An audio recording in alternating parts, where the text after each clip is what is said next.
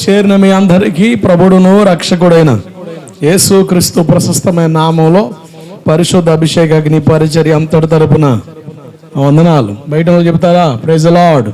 దేవుని సన్నిధి మనతో ఉండును గాక. ఈ నెల 29, 30, 31 3 దినాలు ఉపవాస ప్రార్థన కూడికలు ఉన్నాయి. దిద్దుబాటు ఉపవాస ప్రార్థనలు యజమానుని పాదాల చెంత 29, 30, 31 చివరి రాత్రి కూడికలో దైవజనులు, దేవుని చేతిలో ఘనంగా వాడబడుతున్న సేవకులు ఈ మధ్యకాలంలో నేను చక్కగా కలిసి ఆయనతో ఆయా ప్రాంతాల్లో దేవుని పని చేయడానికి ప్రభు సహాయం చేశారు. మంచి సేవకులు, మంచి ఆత్మీయులు, ప్రార్థనా పరులు, నేను ఇష్టపడే దైవజనులు శ్రేష్ఠులు, గనులు, ప్రియ దైవజనులు మణిబాబా అన్న మన మధ్యకి వస్తారు. దేవుని సన్నిధి మనతో ఉండునుగాక. ఆమెన్.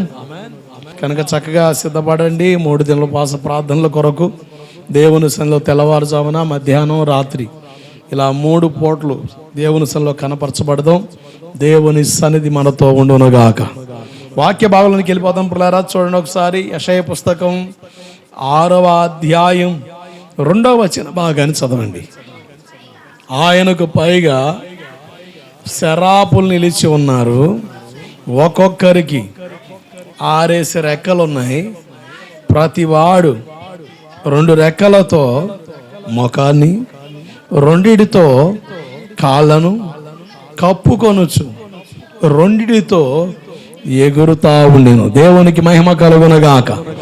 దేవదూతల గురించి ఒక చక్కని ప్రత్యక్షతను మీకు అందిస్తున్నాను.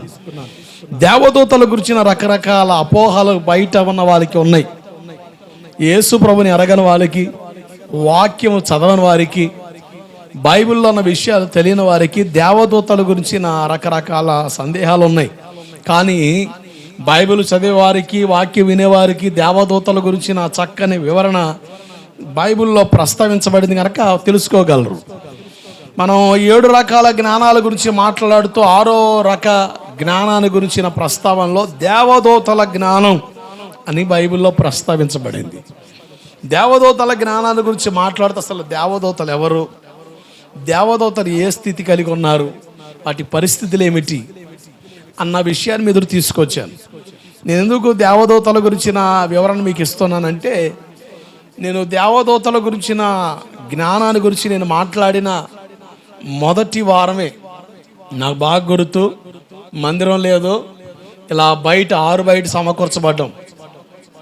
6 బయట సమకూర్చబడ్డాం 2022వ సంవత్సరం ఆగస్టు నెల చివరి వారాల్లో 6 బయట సమకూర్చబడినప్పుడు మొట్టమొదటి ప్రసంగం ఇలా మందిరం లేకుండా బయట మాట్లాడిన మొదటి ప్రసంగమే దేవదూతల జ్ఞానం గురించి ప్రస్తావన. ఆ సమయాల్లో ఎవరో రెక్కలు కలిగి ఉన్నారు, కనబడుతున్నారు, కెమెరాకి కనబడుతున్నారు, అదిగో ఆ ఏరియాలో మనుషులు కనబడ్డారట అని మాట్లాడుతుంటే కొంతమంది గ్రహాంతర వాసులేమో అని కొంతమంది ఏమో ఏలియన్స్ అని, కొంతమంది రకరకాల అపోహలు. ఆ సందర్భంలో నాకు తట్టిన ఆలోచన, దేవదూతల గురించిన వివరణ మీకు ఇవ్వడం మంచిది కదా అని. కనుక అలా మొదలైన ఈ ప్రస్తావన ఇంతవరకు మీతో నేను మాట్లాడుతూనే ఉన్నాను. దేవుడికి స్తోత్రం కలుగునుగాక. ఎందుకు దేవదూతల గురించి మీతో నేను మాట్లాడుతున్నానంటే, ఒక మాట చెప్పనివ్వండి. బైబిల్లో రాయబడిన మాట ఏంటంటే, దేవదూతలు మనకు పరిచారకులు. ఆమెన్. ఎవరికి పరిచారకులు? మనకు పరిచారకులు. దేవదూతలు ఎందుకు ఏర్పాటు చేయబడ్డాయి అని ఆలోచిస్తే, కోటాను కోట్ల గుంపుల్లో కొంత భాగం మనుషులుగా ఉన్న మనలను, దేవుని బిడ్డలుగా ఉన్న మనలను బలపరచడానికి, భద్రపరచడానికి, మనల్ని సంరక్షించడానికి దేవుడు దేవదూతల భాగాన్ని పెట్టాడు. దేవుడికి స్తోత్రం. దేవదూతల పరిచర్య జరుగుద్ది అన్న స్పృహ విశ్వాసులైన మనకి లేకపోతే, దేవదూతలు మన కొరకు చేసే కొన్ని కార్యాలు అవి చేయకుండా నిలిచిపోతాయి. తెలియడం వలన నాకు తెలుసు దేవదూతల పరిచర్య మన కొరకు దేవుడు ఏర్పాటు చేశాడని. నేనేమని ప్రార్థన చేస్తానంటే, దేవదూతలారా, ఈ సంఘానికి ఎన్ని కుటుంబాలైతే దేవుడు అప్పగించాడో ఆ కుటుంబాల్లోనికి వెళ్ళి తట్టి మందిరానికి తీసుకొచ్చుదురుగాక. దేవదూతల పరిచర్య జరుగునుగాక. గట్టిగా చప్పలు కొడుతూ స్తోత్రం చెబుదాం. ఎందుకు అంతగా ప్రార్థన చేయగలిగా అంటే దేవదూతల పరిచర్య గురించి నాకు తెలుసు కనుక. తెలియలేదనుకో, ప్రభువా ఆడు రావట్లేదయ్యా, ఈడు రావట్లేదయ్యా, ఆడిని తోడుకురానైనా, అళ్ళ అక్కరానైనా, ఆడిని పట్టుకురానైనా, నీకు ఆయనకు అదే పనా. కనుక స్పృహ కలిగి ప్రార్థన చేసే వాళ్ళకి అందుబాటులో వచ్చే చక్కని విషయాలు ఇవి. స్పృహ కలిగి ప్రార్థన చేసే వాళ్ళకి అందుబాటులోకి వచ్చే చక్కని విషయాలు ఇవి. కనుక ఆ స్పృహ నాకుంది కనుక ఒకవేళ నేను ప్రార్థన చేస్తే తెల్లవారుజాము ప్రభువా దేవదూతలు వెలునుగాక, దేవదూతల పరిచర్య జరుగునుగాక అని నేను ప్రార్థన చేస్తా. ప్రార్థన చేయగా చేయగా చేయగా ఏదో ఒక రోజు దేవదూతల పరిచర్య జరగడం ప్రారంభమవుద్ది. హల్లెలూయా. మన విషయంలో కూడా దేవుడు దేవదూతలను ఏర్పాటు చేశాడు. మనల్ని బలపరుస్తారు, మనతో తోడుగా నడుస్తారు, మనల్ని మోసుకొని వెళతాయి. గరుడ వలె నన్ను మొయ్యువాడా అని ఓ భక్తుడు అంటాడు. అంటే గరుడ వలె ఆయన మొయ్యుడు, దేవుని దూత గరుడ వలె మనల్ని మోస్తుంది. దేవుడికి స్తోత్రం కలుగునుగాక. కనుక దేవదూతల గురించిన ప్రత్యక్షత సంఘానికి ఉండాలి. మాకెందుకు ఈ దేవతల గురించి ఈ పాటగారు ఎందుకు లేచిన కాడి నుంచి 6 రేఖలు అంటాడు, 2 రేఖలు అంటాడు, 3 రేఖలు అంటే ఈ తలకాయ బోటు తప్ప మాకు లేదే అన్నోళ్ళు మిడిమిడికి నానగలిగిన వాళ్ళు అలా చెప్తారు. కనుకనే చెప్తున్నా, అర్థమైందా? నాకు తెలిసిన సత్యం ఏంటంటే బైబిల్లో ఏదైనా చెప్పబడితే అది ఖచ్చితంగా తెలియాలంతే. న్యూస్ పేపర్లో ఉన్న సంగతులు తెలియకపోయినా ఇబ్బంది లేదు, కానీ వార్తాపత్రికల్లో, స్వాతి పుస్తకాల్లో, నవల్లో, చందమామ కథల్లో, పుకిట పురాణాల్లో రాయబడిన చరిత్రలు మనకు తెలియకపోయినా పెద్ద నష్టం లేదు. కానీ బైబిల్లో ఉన్న సంగతులు తెలుసుకోకపోతే మాత్రం తీరని నష్టం జరుగుద్ది. అందుకని నా బాధ, నా బోధ. దేవుడికి స్తోత్రం. గడి చెప్పండి హల్లెలూయా. మనం చదివిన వచ్చిన భాగాల్లో దేవుని సింహాసనానికి సమీపంగా ఉన్న దూతల గురించిన ప్రస్తావన. వాటిని శరాపులని పిలుస్తారని, మహాదూతలుగా పిలబడుతున్నారు. వీరికి 6 రెక్కలు ఉన్నాయి. 2 రెక్కలతో మొక్కని, 2 రెక్కలతో కాళ్ళను, 2 రెక్కలతో ఎగురుతా కనబడుతున్న ఓ చక్కని దృశ్యాన్ని యెషయా పాస్టర్ గారు దర్శనంలో చూసి చక్కగా వివరిస్తున్నాడు. మొఖాన్ని ఎందుకు కప్పుకున్నాయి? నేను అధ్యాయంలో పొదిగా అసలు 6 రెక్కలు ఉన్నాయి కదా. మనకు తెలిసిన సత్యం ఏంటంటే, సార్వత్రిక సత్యం, దేవదూత అంటే 2 రెక్కలు కలిగి ఉంటాయి. క్రిస్మస్ వచ్చిందనుకోండి, కరుణామయుడు, దయామయుడు, రాజాది రాజాని ఇలా కొన్ని నాటకాలు వేసేటప్పుడు గాబ్రియల్ దూత వచ్చేటప్పుడు ఎన్ని రెక్కలు ఉంటాయి? 2 రెక్కలు. అంటే దూతకి రెక్కలు ఉంటాయి.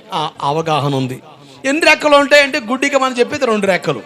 కానీ సింహాసనానికి సమీపం ఉండే దూతలకు 6 రెక్కలు ఉంటాయి. అసలు ఈ 6 రెక్కలు ఉంటే ఉన్నాయి పక్కన పెట్టండి. అసలు మొఖాన్ని ఎందుకు కప్పుకున్నాయి, కాళ్ళు ఎందుకు కప్పుకున్నాయి, 2 రెక్కలతో ఎగురుతాయి ఎందుకు ఉన్నాయి అని ఆ వచ్చిన భాగంలో నేను పొదగ్గా ధ్యానం చేయగా నాకు వచ్చిన ప్రకటన మీకు ఇస్తున్నాను. దేవుడికి స్తోత్రం కలుగునుగాక. నేనే ఇలా మాట్లాడాను, ఇంకెవరైనా మాట్లాడారా అని నేను బాగా ధ్యానం చేస్తే చాలా మంది సేవకుల్లో కొద్దిమంది ఈ విషయాన్ని బోధిస్తా, నేను ఏ ప్రకటన అయితే నీకు అందిస్తున్నాను అదే విషయాలు వాళ్ళు కూడా మాట్లాడారు. దేవుడికి స్తోత్రం. అప్పుడు నాకు అర్థమైంది ఏంటంటే, నాకు వచ్చిన ప్రకటన దైవ అనుసారమే అని నాకు అర్థమైంది. కనుక నేను రూఢిగా, తేటగా, స్పష్టంగా మాట్లాడగలుగుతున్నాను. కనుక నాకు ఏదొస్తే అది చెప్పేస్తే సంఘం బలపడదు. ఏది పడితే అది చెబితే సంఘానికి ఆరోగ్యం కాదు. ఏది పడితే అది తింటే అట్టాగైతే చెడమడ ఈ రోజుల్లో అవుతాయో అట్టాగే వాక్యంలో కూడా వినే విషయంలో ఆరోగ్యకరమైన వాక్యం మనం విందుముగాక. ఆమెన్. మొఖాన్ని ఎందుకు కప్పుకున్నాయి? మనం కనబడకూడదు. ఎవరు కనబడాలి? ఈ ప్రత్యక్ష మనకు ఉంటే మనం ఇచ్చే ఏ వస్తువు మీద మన పేర్లు రాయం, ఏ వస్తువు మీద మన పేర్లు రాయం. ఎందుకంటే ఈ చేతితో ఇస్తే ఈ చేతికి తెలియకూడదని దేవుడు చెప్పాడు. కనుక మనం మన మెప్పును కోరం, దేవుని మహిమను కోరుతాం.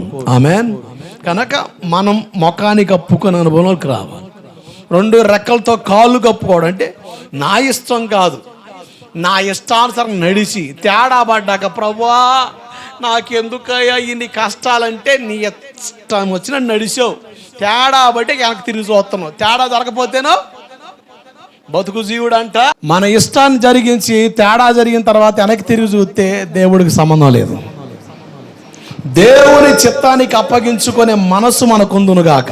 ఆమేన్. దేవుని చిత్తాన్ని మనం అప్పగించుకోవాలి. కనుక నా ఇష్టం కాదు నీ ఇష్టమే సిద్ధించునుగాక అని చెప్పడం కొరకే 2 కాళ్ళు కప్పబడిన అనుభవం, 2 రెక్కలు తెగిరి వెళ్తా ఉన్నాయి. చెప్పకని చెబుతున్న విషయం తెలుసా?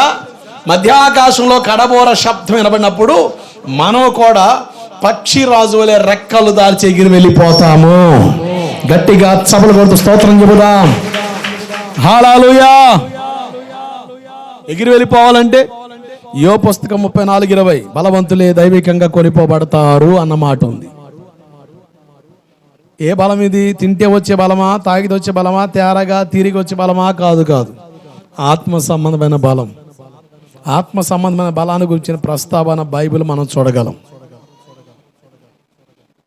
ఎస్తేరు పుస్తకం 10వ అధ్యాయం 2-3 వచనాల్లో మొర్దుకై బలమును గూర్చి అని రాయబడింది. ఎవరి మొర్దుకై? చెరపట్టబడిన యూదుడని. అసలు తన బలం ఏంటి? బెన్యామిను గోత్రికుడు.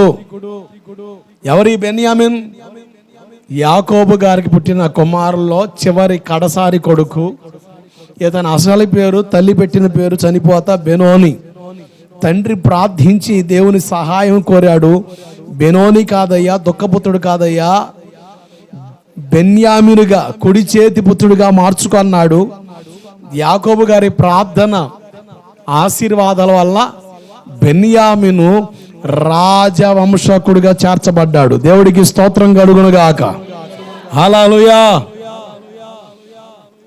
బెన్యామిను గోత్రం తన కొరకు ప్రార్థించిన వ్యక్తి ఉన్నాడు. తన ధైర్యం అది, తన బలం అది. 2 ఎస్తేరు పుస్తకం 2వ అధ్యాయం 21-22 వచనాల్లో చెరపట్టబడిన యూదుడుగా ఉన్న ఈ మొర్దుకై ద్వారపాలకుడుగా పనిచేస్తున్నాడు. తన పనిలో నమ్మకత్వం కనపరిచాడు. రాజు ప్రాణాన్ని హాని కలిగే పరిధుల్లో ఉన్నప్పుడు సమాచారం అందించి రాజు ప్రాణం కాపాడాడు. నమ్మకస్తుడు. బెన్యామిను గోత్రికుడుగా ఉన్న మొర్దుకై బలం ఏంది అంటే నమ్మకత్వం. సామెతలు 28:20 ప్రకారంగా నమ్మకస్తుడు మెండైన దీవెనల దెబ్బలా. చెప్పండి గట్టిగా, దీవెనలు. దీవెనలు అనగానే అందరు కావాలంటారు. ఎవరికి దీవెనలు? పౌలు పాస్టర్ గారు, తిమోతి పాస్టర్ గారు అంటారు అన్ని విషయాల్లో నమ్మకస్తులుగా ఉండాలి. నమ్మకస్తులకు మెండైన దీవెన. ఆమేన్. కనుక జాగ్రత్త, నమ్మకత్వాన్ని కనపరచాలని బైబిల్ సెలవిస్తుంది. 5 సంగతుల మీద తీసుకొని వచ్చా. ఒక వ్యక్తి దేవుని ఎదుట నమ్మకస్తులుగా ఉండాలి. 2, ఆ వ్యక్తి రక్షణ కొరకు దేవుడు సేవకుని వాడుకుంటాడు. సేవకుని ఎదుట నమ్మకస్తులుగా ఉండాలి. రక్షించబడిన మనల్ని గాల్లో వదిలేయలేదు. ఏదేను తోటలోనికి ఆదామును చేర్చినట్లుగా గాయపడిన బాండసార్ని పోటకూలి వానిడికి చేర్చినట్లుగా మనల్ని ఒక సహవాసంలోకి చేర్చాడు. మందిరంలో నమ్మకస్తులుగా ఉండాలి. 10 మంది లేపి కూర్చోబెట్టే పరిస్థితి కాకపోతే ఓపిక తెచ్చుకొని నమ్మకంగా దేవుని సన్నిధికి రావాలి. దేవుడికి స్తోత్రం కలుగునగాక. అలా మందిరానికి వెళ్ళే మనం అలా వచ్చే సరిపోద్దా?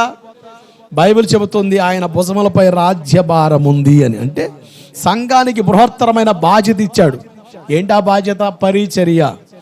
ప్రతి ఒక్కరూ పరిచారకులుగా మారాలి. ఏదో ఒక పరిచర్లో మనం పాలు పొందాలి. ఎందుకంటే మనం రాజకులం. మనదే కులం? రాజకులం, యాజకులం, బోధకులం. కనుక దేవుని గుణాతిశయాల్ని ప్రకటించే గొప్ప బాధ్యత ప్రతి విశ్వాసికి ఇచ్చాడు. సంఘాలు కట్టే బాధ్యత సంఘ కాపరికి ఇచ్చాడు. బోధించే బాధ్యత బోధకుడికి ఇచ్చాడు. సువార్త చేసే బాధ్యత సువార్థికుడికి ఇచ్చాడు. గాడిద పని గాడిదే చేయాలి, కుక్క పని కుక్కే చేయాలి. అయితే అద్భుతం ఏంటంటే పరిచర్యలో, బలిపీఠం కింద జరిగే పరిచర్యలో పాలు పొందే బాధ్యత ప్రతి విశ్వాసికి దేవుడిచ్చాడు. దేవుడికి మహిమ కలుగునుగాక. కనుక ఏదో ఒక పరిచర్యలో మన ఇష్టాన్ని బట్టో, దేవుని చిత్తాన్ని బట్టో, లేక సేవకుల ప్రోత్సాహాన్ని బట్టి ఏదో ఒక పరిచర్యలో మనం పాలు భాగస్తులు అవ్వాలి. పరిచర్యలో నమ్మకస్తులుగా ఉండాలి. 5, మన జీవనం కొరకు దేవుడు జబ్బులు ఇచ్చాడా, డబ్బులు ఇచ్చాడా? చెప్పండి గట్టిగా. కొంతమంది కండి చూపే నోటి మాట లేదు. చెప్పండి గట్టిగా. డబ్బులా డబ్బులా? డబ్బులు ఖర్చు పెట్టే విషయంలో నమ్మకస్తులుగా ఉండాలి అన్న ప్రస్తావన బైబిల్లో మనం చూడగలం. ఈ 5 సందర్భాలు మనం నమ్మకస్తులుగా ఉంటే దేవుని ఎదుట యోగ్యమైన పిల్లలుగా మనం నిలవగలుగుతాము. 4వ సందర్భం మీద తీసుకొచ్చాను. ఈ 4వ సందర్భమే పరిచర్లో నమ్మకస్తులుగా ఉండాలి అని.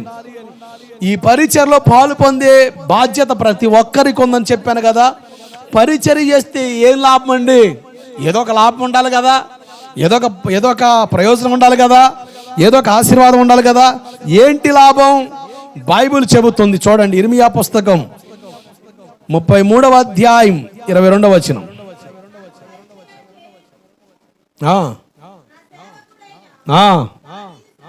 దావీదు సంతానమును లెక్కింపలేనంతగా నేను విస్తరింపజేస్తాను. నాకు అర్థమైంది ఏంటంటే, పరిచర్య చేయడం వలన మన కుటుంబాల మీద పనిచేసే శపితమైన అనుభవాలు, చీకటి కట్లు, అంధకార సంబంధమైన ప్రయోగాలు కొట్టివేయబడి దేవుని ఆశీర్వాదం తరతరాలుగా మనం పొందుకోగలము. గట్టిగా చప్పలు కొడుతూ స్తోత్రం చెబుదాం. పరిచర్య చేస్తే నీకే ఆశీర్వాదం కాదు, పరిచర్య చేస్తే నువ్వే దీవించబడవు. నీ తరాల్ని, నీ పిల్లల పిల్లల పిల్లల పిల్లలను దేవుడు దీవిస్తాడు. తరతరాలుగా ఉండే శపితమైన కాడులు కొట్టివేయబడిపోతాయి. అది ఎలా సాధ్యం? దేవుని పరిచర్లో పాలు పొందడం ద్వారానే అని నాకు అర్థమైంది. ఈ పరిచర్య చేయడం ఎంత ఆశీర్వాదమో, ఎంత భాగ్యమో, ఎంత పుణ్యమో, ఎంత దీవెనో లేవి గోత్రాన్ని గురించిన ప్రస్తావన మీకు ఇచ్చాను. ఈ లేవి గోత్రాన్ని గురించిన వివరాలు చాలా మీకు ఎదురు తీసుకొని వచ్చాను. దాంట్లో ఒక భాగంగా తండ్రి అని యాకోబు లేవి గోత్రాన్ని దీవించడానికి బదులుగా ఇదిగో దేవుని శాపం మీ మీద ఉందిరా అబ్బాయి అన్నాడు. దేవుని మనసును దోచుకున్న లేవి గోత్రాన్ని ఆత్మీయ తండ్రి, సంఘ కాపరి మోషే పాస్టర్ గారు ఏమని దీవిస్తున్నాడు? ఊరిమ్ము తుమ్మిమ్ము నీ భక్తునికి కలవన్నాడు. దేవుడికి స్తోత్రం కలుగునగాక. చరిత్ర మారిపోయింది. దేవుని మనసును దోచుకున్నారు, దేవుని ఆశీర్వాదానికి పాత్రలుగా మారారు. దేవుని శాపాన్ని పొందుకున్న ఆ గోత్రం ఆశీర్వాదకరంగా మారడానికి ఏం చేసిందో మీకు చెప్పా. జాగ్రత్త మనసు పెట్టండి. ఆత్మీయ తండ్రి జాగ్రత్తనండి. ఒక మాట చెబుతా, తల్లిదండ్రుల దీవెన కావాలి, ఆత్మీయ తండ్రి దీవెన కూడా కావాలి. దేవుడికి స్తోత్రం కలుగునగాక. తల్లిదండ్రుల దీవెన అంత ఆశీర్వాదమో, ఆత్మీయ తల్లిదండ్రుల దీవెన కూడా అంతే ఆశీర్వాదం. ప్రైజ్ ది లార్డ్, హల్లెలూయా. కనుక మోషే పాస్టర్ గారు చెప్పిన దాన్ని బట్టి చూస్తే రోమా 12:2 ప్రకారంగా మనోనేత్రాలు తెరబడిన జనంగా కనబడుతున్నారు వీళ్ళు.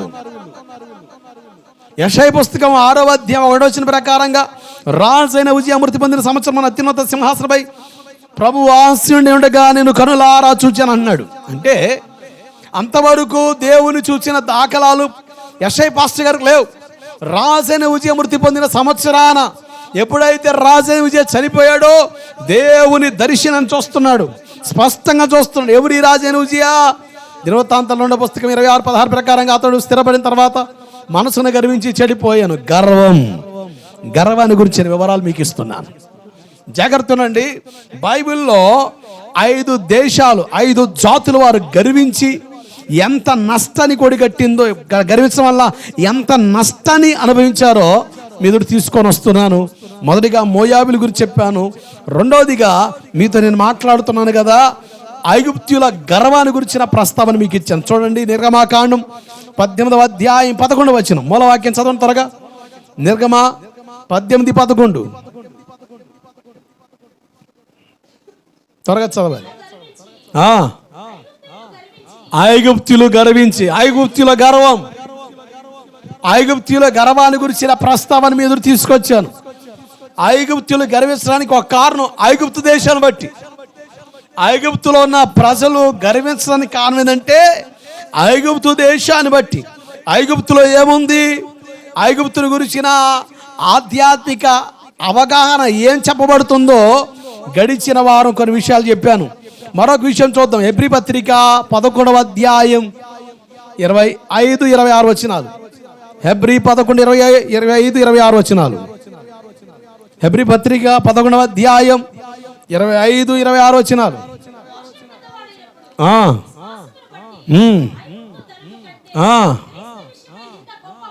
క్రీస్తు విషయమై నింద గొప్ప భాగ్యముగా ఎంచి ఐగుప్తులో ఏమో తెలుసా, అల్పకాల పాప భోగం ఉంది. తాత్కాలిక సంతోషం, తాత్కాలిక సుఖాన్ని ఇచ్చే పరిస్థితి ఐగుప్తులో ఉంది. అల్పకాల పాప భోగము.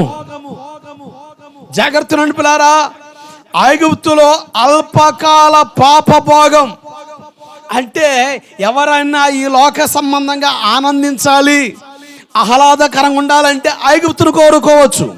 కారణం ఏంటంటే అల్పకాల పాప భోగం కలిగిన విధానం ఐగుప్తులో ఉంది. అందుకనే ఐగుప్తులో విచ్చలవిడితనం మనం చూసి, విచ్చలవిడితనం, అల్లరి మోక ఎక్కడున్నారు? అల్లరి మోక ఏడుందండి? ఐగుప్తులో ఉంది. జాగ్రత్తనండి.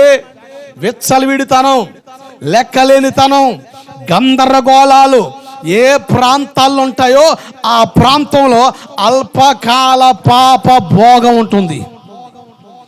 తాత్కాలిక సంతోషం కొరకు జీవితాన్ని పాడు చేసుకునే విధానాలు ఆ ప్రాంతాల్లో ఉన్నాయి.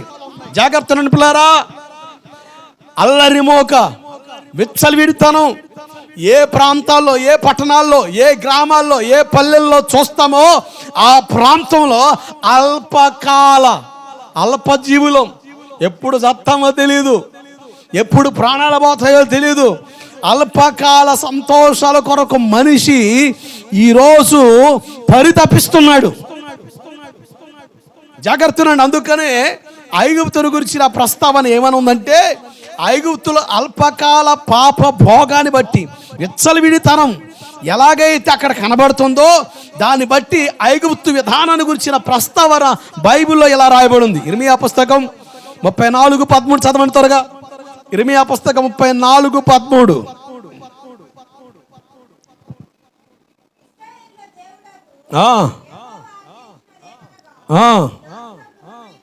రాజుల గృహమైన, దాసుల గృహమైన, ఏ గృహం? దాసుల గృహమైన ఐగుప్తు దేశం అంటే దాసుల గృహం. బానిసత్వ అనుభవాలు ఉన్నాయి. బానిసలు ఎవరు చెప్పండి? దేనికి బానిసలు?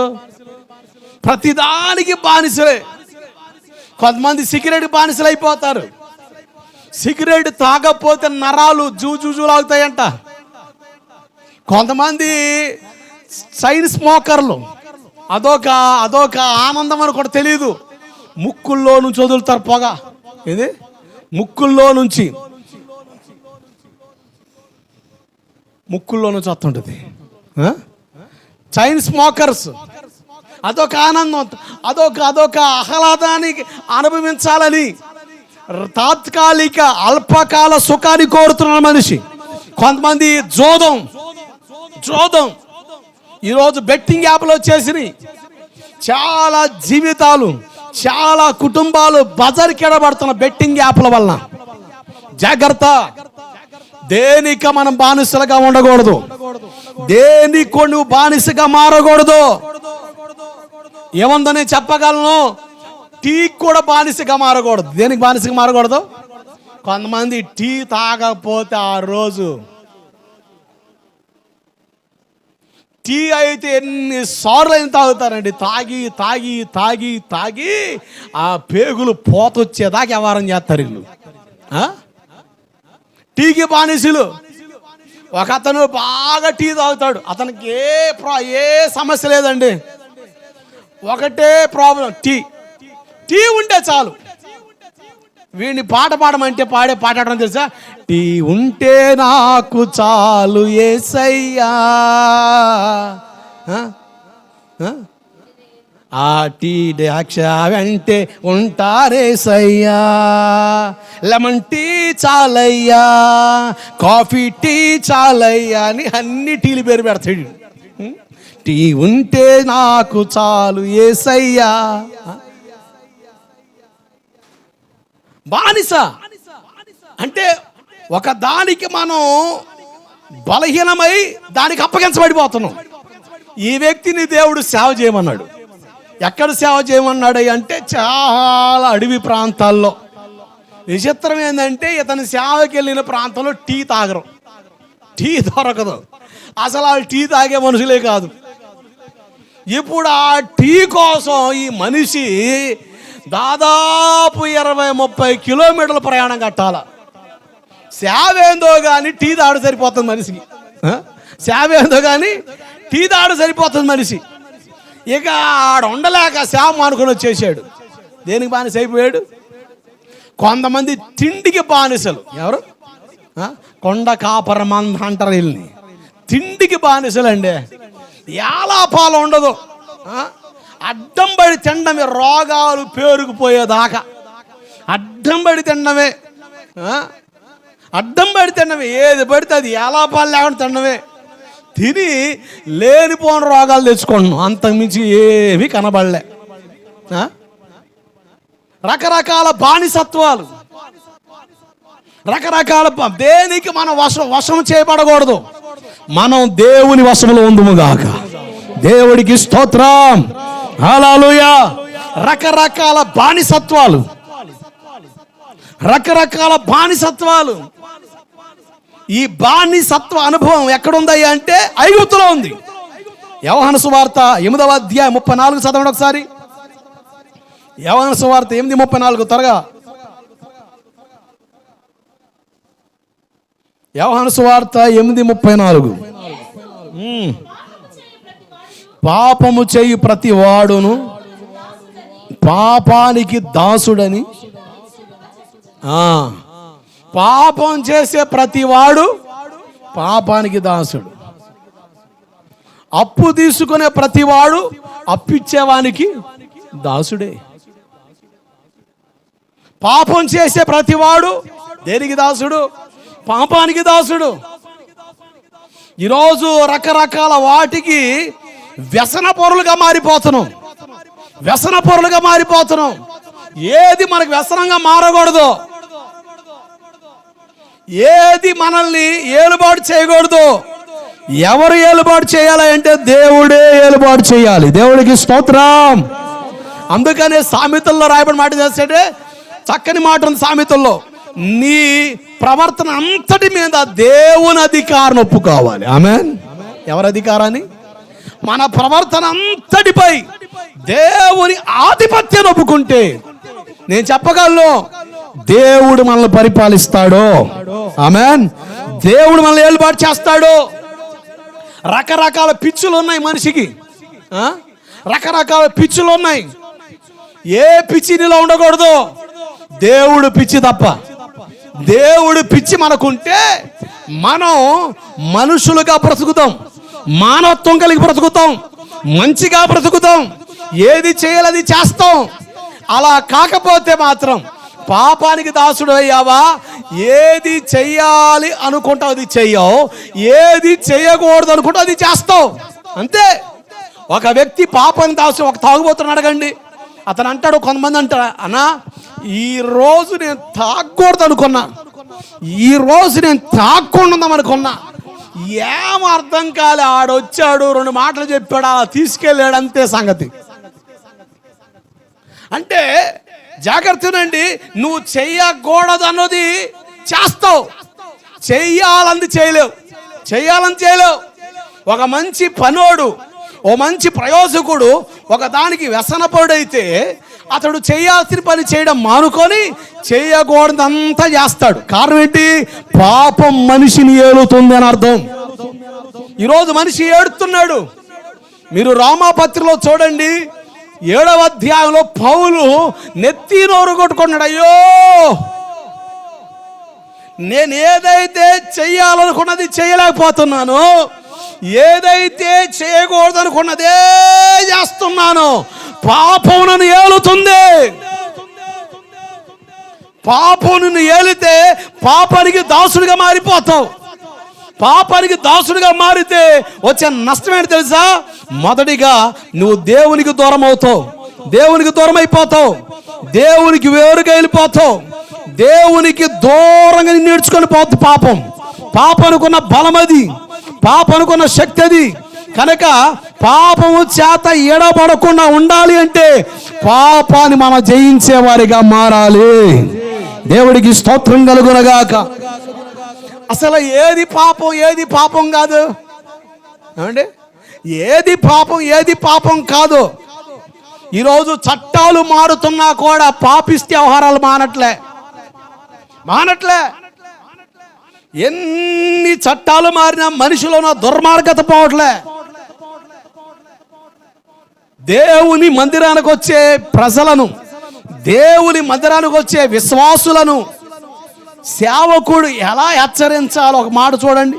తిమోతి మొదటి పుస్తకం 5వ అధ్యాయం 20వ వచనం.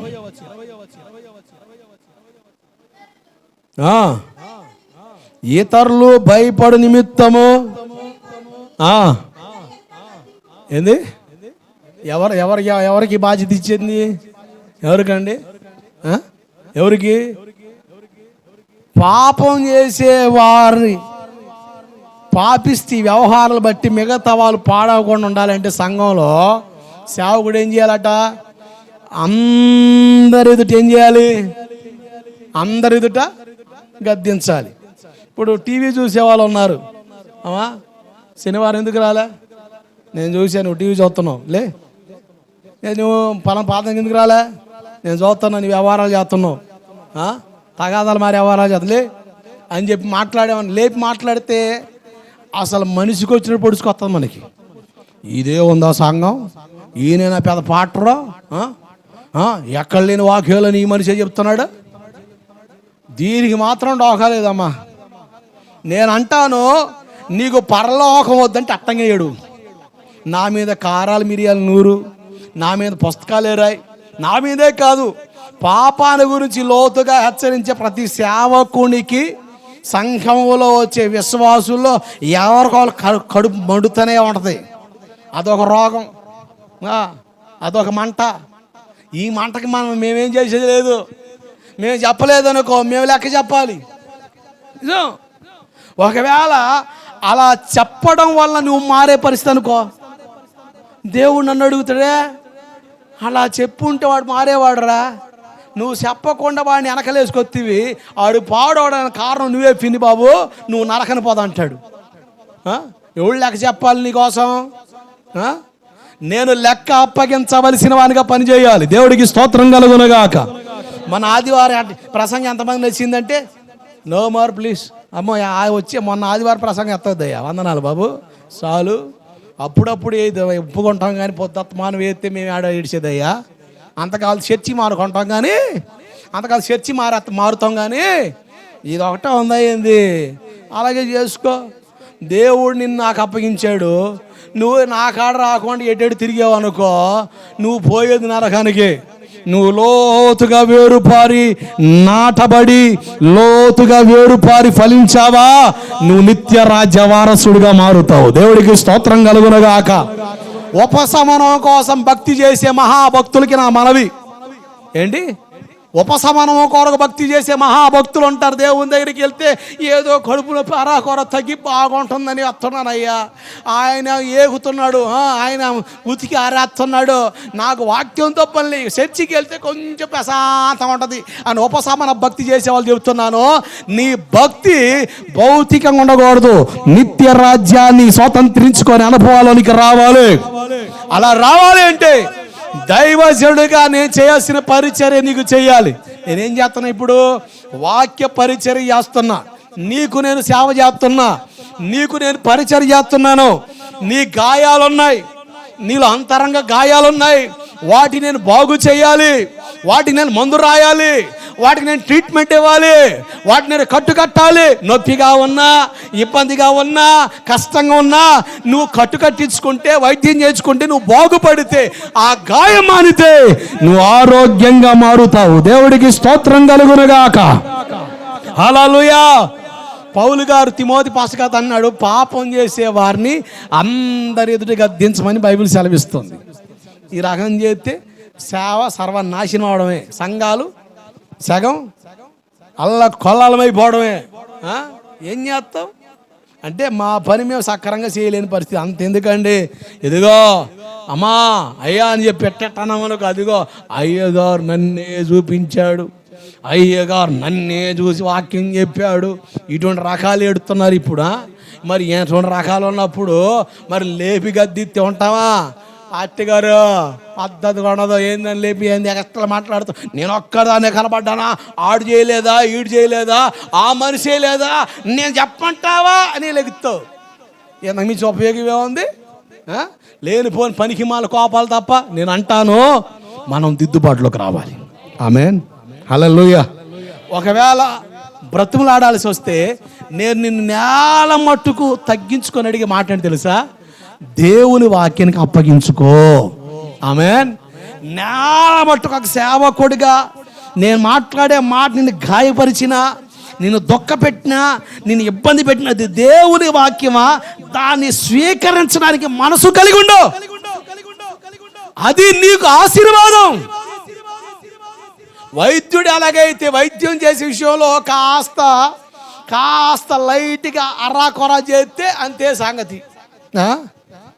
ఒక అబ్బాయికి బాగలేదన నసరపేట తెచ్చారు, 2 రెక్కల సందులో నొప్పి వస్తుందని. అటు వస్తే కొంచెం హార్ట్ స్ట్రోక్ గుర్తు.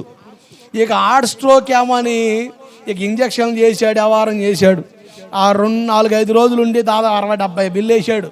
నొప్పి తగ్గలే. విషయం ఏందయ్యా అంటే, అతని చిన్న నరాలు కొంచెం కాస్త బలహీనపడి గ్యాస్ ఫామ్ అయ్యి ఆ గ్యాస్ట్రిక్ ప్రాబ్లం వల్ల నొప్పులు వస్తున్నాయి. ఏంటి? వేడి నొప్పులు ఉంటాయి, గ్యాస్ట్రిక్ ప్రాబ్లం వల్ల కలిగే నొప్పులు ఉంటాయి. అర్థమైందా? దేవుడికి స్తోత్రం కలుగునుగాక. నేను లావుకున్నప్పుడు భలే నొప్పి వచ్చేదండి. ఈ మెడకాడ విపరీతమైన నొప్పి. అసలు రోజు ఒత్తించుకునేవాడు. నాకు సిగ్గు అనిపించేది. అరే ఇంట్లో ఉంటున్నా, పనికి వెళ్తున్నానా లేకపోతే ప్రయాణం చేస్తున్నా, అసలు ఊరక నొప్పి ఏంది? నాకు భలే బాధ అనిపించి ఏడుపు వచ్చేది, భలే ఆశ్చర్యం అనిపించింది. ఎప్పుడైతే నా శరీరం నాకు 4 పదులు వచ్చినాయి. నా శరీరం వయసు ఏమో 66 సంవత్సరాలు, నా అసలు వయసు 4 పదులు.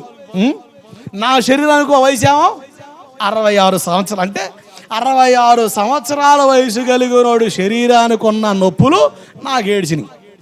అంటే పేరుకే 4 పదులు, కానీ నాది 66 సంవత్సరాలు నా ఒంటి వయసు. ఇప్పుడు జాగ్రత్త లాక్కొచ్చేపాటికి నా ఒంటి వయసు 57కి వచ్చింది. ఇంకొక 15 సంవత్సరాలు తగ్గితే అప్పుడు నేను నా ఒంటి తీరికి నా వయసుకి తగ్గట్టుగా ఉంటాను. దేవుడికి స్తోత్రం కలుగునుగాక. అప్పుడు నొప్పులు తిప్పలు మొత్తం పోతాయి. అంటే శరీరంలో రకరకాల నొప్పులు వస్తాయి.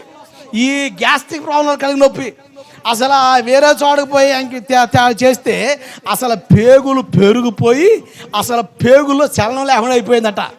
మసాలా పుట్టి తిట్టం కొడతాడు మా వాడు. లేచిన కాడి నుంచి మసాలాయే, లేచిన కాడి నుంచి ఏదో ఒక హోటల్లో దూరడం, ఏదో తిన మసాలా ఫుడ్ బాగా ఎక్కించేవాడు. అది దిట్టంగా అంటే జీవితానికి సరిపాటు మసాలా తినేసాడు, ఇంక తినకూడదు. దేవుడికి స్తోత్రం కలుగునుగాక. ఈ మధ్యకాలంలో డాక్టర్ దగ్గరికి వెళ్తే అమ్మా మాంసం మానే అన్నాడు. అయ్యగారు అది లేకపోతే మొత్తం కదండి, మొక్క లేకపోతే మొత్తం ఉండదండి, నువ్వు అది మానేయమంటే సావనే సత్తా గారి అది మాత్రం మానండి. తిన్నానని చెప్పేసి ఎముకలు మెడ వేసుకుని తిరుగుతావా? తిరగంగా. నువ్వు తిన్న కూర ఎముకలు మెడలు వేసుకుని తిరుగుతావు, తిరగవుగా. ఆరోగ్యం ముఖ్యంగా. నేను అంటాను, ఆరోగ్యం ఉంటే 2 రోజులు అదనంగా తింటావు. ఆరోగ్యం పోయిందనుకో అంతటితో స్టాపు. స్టాప్ పడిందనుకో ఇంకంతే, మోసుకెళ్ళిపోవడం కళ్ళానికి, ఇంక మించింది ఏం లేదుగా. అదే బతుకున్నావు అనుకో బ్రహ్మాండం తింటావు కదండి. బతుకుంటే 4 రోజులు కమ్మగా తింటావు, బతికి లేకపోతే అంతటితో సమాప్తం. కొంతమంది నోరది పోండదు, తినొద్దన్నదే తింటారు. తిని మొత్తం తేడా చేసి ఉక్కిరి బిక్కిరైపోతూ ఉంటారు. ఇప్పుడు ఇంత ఇబ్బందులు పడే పరిస్థితుల్లో ఉన్నప్పుడు వైద్యుడు సరైన వైద్యం ఇస్తేనే కదా రోగం పోయేది, అవునా కదా? వైద్యానికి తగినట్టుగా ఆ వ్యక్తి స్పందించాలి. ఇంకొకటి, రోగానికి తగిన వైద్యం అందాలి. నేను కూడా నీ రోగానికి తగిన వైద్యం ఇవ్వకుండా వేరు వైద్యాలు ఇచ్చాను అనుకో, పాపం నీలో ఉంది, శాపం నీలో ఉంది. బిడ్డా, నీ కొండ పొంగి పొర్లుద్ది, దేవుని దీవెన అంటే ఏడొస్తుంది? రానే రాదు. ఇప్పుడు నీకున్న జబ్బు ఒకటి, నేను ఇచ్చే ట్రీట్మెంట్ ఒకటి అయింది. ఇప్పుడు జబ్బుకు తగ్గట్టుగా వైద్యం చేశాను అనుకో, ఆ జబ్బు పోయిందనుకో, అప్పుడు నువ్వు ఆరోగ్యంగా మారుతావన్నా. దేవుడికి స్తోత్రం కలుగునగాక. హల్లెలూయా. కనుక జాగ్రత్త. ఒక దైవజనుడిగా నేను చేయాల్సిన పరిచయం నీకు చేయనివ్వు. నేను మరలా చెబుతున్నాను, మనం లోకానుసారంగా ఉంటే దేవుని మందిరానికి వచ్చినప్పుడు దైవజనుడు హెచ్చరించే హెచ్చరికలు చేదుగా ఉంటాయి, బాధగా ఉంటాయి. ఒకవేళ బాధగా ఉన్నా, చేదుగా ఉన్నా వాటిని స్వీకరించు. ఆరోగ్యకరంగా మారితే నువ్వు నిత్య రాజ్యానికి వారసుడిగా మారిపోతావు. గట్టిగా చప్పలు కొడుతూ స్తోత్రం చెప్పండి. హల్లెలూయా. పాపాన్ని గురించిన ప్రస్తావన మీకు ఇస్తా, జాగ్రత్తనండి. చాలా మంది ఎట్లా ఉన్నారయ్య అంటే, ఒకరోజు యేసన్న గారి సంఘానికి వెళ్ళే విశ్వాసుల్లో ఒక ప్రస్తావన. దైవజనులు యేసన్న గారు అడిగారు, అమ్మా మీ బజార్ నుంచి ఇంకో సహోదరు కూడా వస్తుంది కదా, మీ ఆ ఏరియా నుంచి, ఆమె రాలేదేంది అని అడిగారు. ఆ ఏరియా నుంచి ఒక 2-3 కుటుంబాలు వెళ్తారు. ఒక కుటుంబం రాలేదని యేసన్న గారు గుర్తించి 2 వారాల తర్వాత అడిగారు. ఎవరినైతే దైవజనులు అడిగారో ఆ మనిషి అంటది, వాళ్ళండి మన సంక్రాంతికి పిల్లలు వచ్చారండి, పిల్లలు సెలవులకి, వాళ్ళతో పాటు సినిమాలు తిరిగింది ఆ మనిషి. ఆ మనిషి సినిమాలు తిరిగిందండి. అందుకనే మొఖం సెలక ఏంటి, మొఖం సెలక కొంతమంది చర్చికి రాడు, మొహం సెలదంట. ఏంటి మొహం సెలదా? ఎందుకు సెలదు? సెల్లు మరి కొడితే ఒకడు అప్పుడు తెలుస్తుంది సెల్లు తప్పుడు. దేవుడికి స్తోత్రం కలుగునుగాక. మొహం సెల పోవడం ఏంటి? అసలు తండ్రి ఇల్లు కాదు, ఎవరిల్లు ఇది? ఎవరిల్లు అండి? ఎవరిల్లు చెప్పండి. ఇప్పుడు కొంతమంది మందిరాలు లేకపోతే ఇళ్లల్లో పెడతారు. ఇళ్లల్లో పెడుతుంటే కొంతమంది రారు. ఎందుకంటే ఆ మనిషి అరుగు తొక్కనో మడిమి తెప్పనంటే డైలీ అర్థంగా కనుక మనసు రాదు.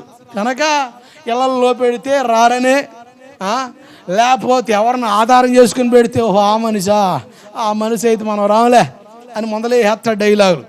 అందుకనే ఏ ఉండకూడదని ప్రశాంతంగా ఆయనకు ఒక స్థలం ఏర్పాటు చేసి ఒక ప్రాంతాన్ని కట్టి చక్కగా మందిరం ఏర్పాటు చేసుకుని అక్కడ కూడుకుంటాం. దేవుడికి స్తోత్రం కలుగునుగాక. ఇక ఎవరిల్లు ఇది? వాళ్ళిల్లు కాదు, ఈ ఇల్లు కాదు, నీ ఇల్లు కాదు. ఎవరిల్లు ఇది? అసలు నా ఇల్లు కూడా కాదు. ఎవరిల్లు? తండ్రి ఇల్లు. మొహం సెల్లపోవడం ఏంది? ఆ మనిషి అట్ట అంది, మొహం సెల్లక రాలేదని. పక్క బజార్ ఆయన అన్నాడు నవ్వుతా, అక్క నువ్వు కూడా పోయావుగా సినిమాలకి అంటే ఆమె అంటది, ఆ మనిషి వాళ్ళు 4 సినిమాలు చూశారులా తమ్ముడా, మరి నువ్వు 2 ఏంటడా అబ్బా 2 సినిమాలు చూసిందనక చెల్లింది కాగితం. 4 సినిమాలు చూసి మొహం చెల్లలేదంట మనిషికి. అబ్బా భలే చెప్పిందంటే. కొంతమంది ఎందుకు ఈ మాట చెప్తానంటే, చిన్న పాపాలంట. ఈ చిన్న పాపాలు చేస్తే దేవుడు చూసి చూడకుండా వదిలేస్తాడు.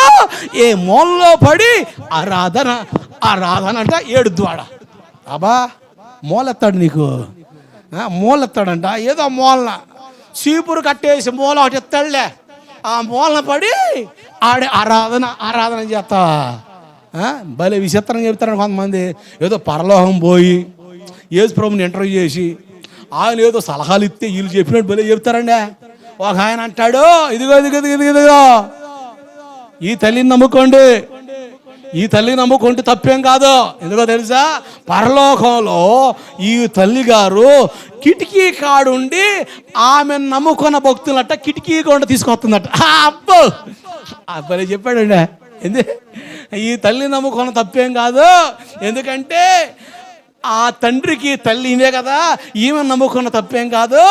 ఇదిగో నేను పరలోకంలో ఆ తల్లి కిటికీ కాడ కూర్చుంది ఎందుకు అనుకున్నాను, ఆమె నమ్ముకున్న భక్తులనట కిటికీ కొండ తీసుకొస్తుందట. సూపర్. ఉన్నారు మహాభక్తులు భూమి మీద. దేవుడికి స్తోత్రం కలుగునుగాక. అందుకనే దేవుని వాక్యం జాగ్రత్త ఒళ్ళు దగ్గర పట్టుకుని అనాలి చెప్తున్నా. నేను చెప్పిన వాక్యానికి మీరి నేను చెప్పినా, ఎంత గొప్ప సేవకుడు చెప్పినా అది శుద్ధ తప్పంతే. దేవుడికి స్తోత్రం కలుగునుగాక. కరోనా సమయాల్లో వెర్జీనియా అనే ప్రాంతంలో ఓ పెద్ద ప్రార్థనా గుంపు కూడి ప్రార్థనలు చేస్తూ ఉన్నారు. ఆ ప్రార్థనా గుంపులోకి యవనస్తుని దేవుని ఆత్మ దిగి వచ్చిందట. ఆ యవనస్తుడు నిలబడి, కరోనా వలన ఎన్నో కుటుంబాలు బజారు పాలవుతాయి, ఎన్నో మరణాలు సంభవిస్తాయి, ఇప్పటికి అనేకులు చేస్తున్నారు. దేవుడు చెబుతున్నాడు, దేవుని బిడ్డలకి కరోనా రాదు. రాకుండా ఉండాలి అంటే మీ బైబిల్లో తల వెంట్రుకలు ఉంటాయి, అవి తీసుకొని లీటర్ సెంబు నీళ్ళల్లో పెట్టి 1 గంట తర్వాత తాగండి, కరోనా రాదు. ఏడదాకా వచ్చింది తెలుసా? గోవిందపురం దాకా వచ్చిందండి.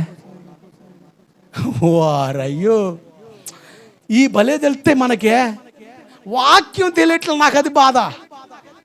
అసలు అసలు వెర్జీనియా ఏడో ఎన్ని కండాలు దాడిపోవాలండి. ఆడ కూస్తే శ్రీకాకుళంలో ఒక పాస్టర్ గారు కోడేకొత్తండి మైకి పెట్టి, ప్రియమైన దేవుని బిడలారా మీరు భయపడొద్దు, దేవుడు ఒక చక్కని ఐడియా ఇచ్చాడు, ఐడియా మీ జీవితాన్ని మార్చేస్తుంది, వినండి హో అంటూ ఓ పాస్టర్ గారు శ్రీకాకుళంలో మైకి పెట్టి వీరంగం చేస్తున్నాడు. ఏందయ్యా నీ బాధ అంటే అంటాడు, ఏమీ లేదు, మీ బైబిల్లో వెంట్రుకలు కనబడతాయి, ఆ వెంట్రుకలు తీసి లీటర్ నీళ్ళలో పెట్టి 1 గంట తర్వాత తాగండి, కరోనా రాదు.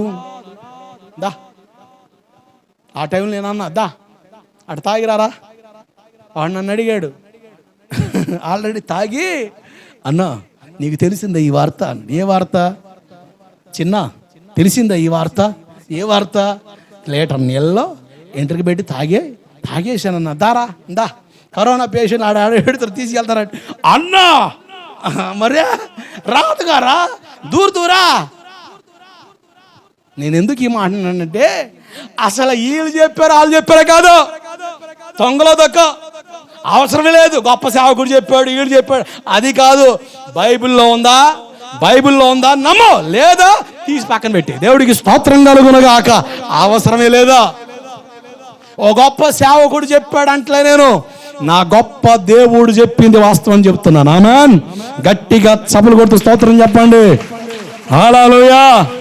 అసలు పాపం అంటే ఏంటి? What is the sin? అసలు పాపాల గురించిన ప్రస్తావన బైబిల్ ఏం చెబుతుంది చూడండి. 1 యోహాను పత్రిక 5వ అధ్యాయం 17వ వచనం. టకా చదవాలి, చకచక చెప్పేస్తా, ఎక్కడ కూడా ఆగను. సకల దుర్నీతి పాపం. ఏం చెప్పండి? నీతిలో 3 రకాలు ఉన్నాయి. ఎన్ని నీతులు? నీతులా బూతులా?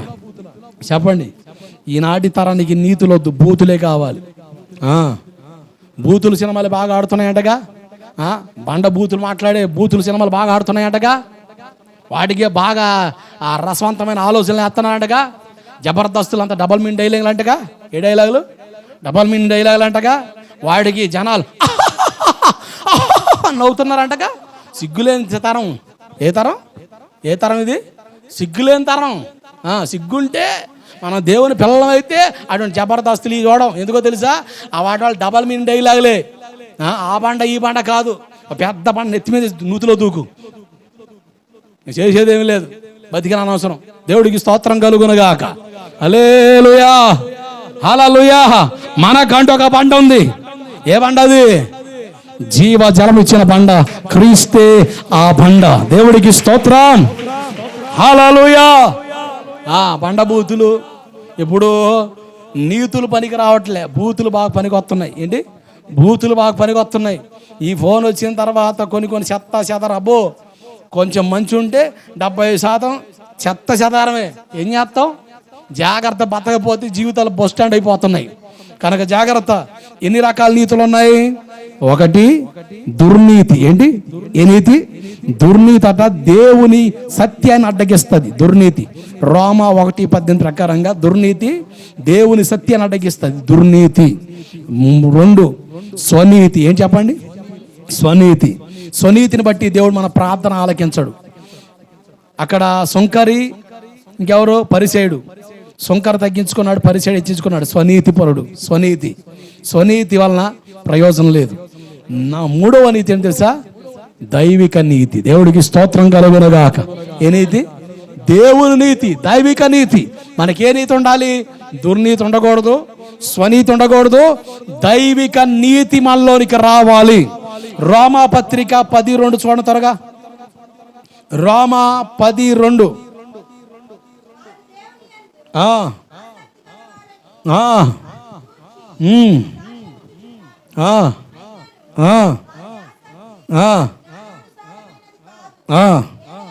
ఎలయనగా వారు దేవుని నీతిని ఎరుగాక. అదిగో దేవుని ప్రజలుగా పిలవబడుతున్న వారు దేవుని నీతిని ఎరగలేదు. సంగమా, మనకి దేవుని నీతి తెలియాలి, దైవిక పెంపకం తెలియాలి, దైవిక క్రమం తెలియాలి. మత్తయి సువార్త 7వ అధ్యాయం 22-23 వచనాల్లో, అక్రమము చేయువారులారా నా యొద్ద నుండి తొలగిపోండి, మీరెవరో నాకు తెలియదు. ఎందుకు తెలియదు అన్నాడు? క్రమము లేదు. ఏం లేదు అంటే, నాకు ఈ వచనాలు ఏం బోధిస్తున్నాయంటే, సంఘానికి, దైవజనుడికి సేవ చేసే నాకు, సంఘానికి వచ్చే నీకు దైవిక క్రమం తెలియాలి. ఆమేన్, హల్లెలూయా. క్రమం లేనిది అక్రమం. ఈరోజు సంఘంలో క్రమబద్ధీకరణ రావాలి. రోమా పత్రిక అంతా కూడా అదే, 1 కొరింథీ పత్రిక అంతా అదే. 1 కొరింథీ పత్రికలో దేవుడు పౌలు గారి ద్వారా కొరింథీ సంఘాన్ని క్రమబద్ధీకరిస్తున్నాడు. దేవుడికి స్తోత్రం కలుగునుగాక. పౌలు గారి మాటలు ఏడ్చారు కొంతమంది. పౌలు పాస్టర్ గారు ఎంతమంది మాట్లాడినాడు, మేము అసలు అర్థం కాలేదు. వస్తే గుడ్లు కూర పెట్టేవాళ్ళం. ఏ కూర? అబ్బో, సంఘం.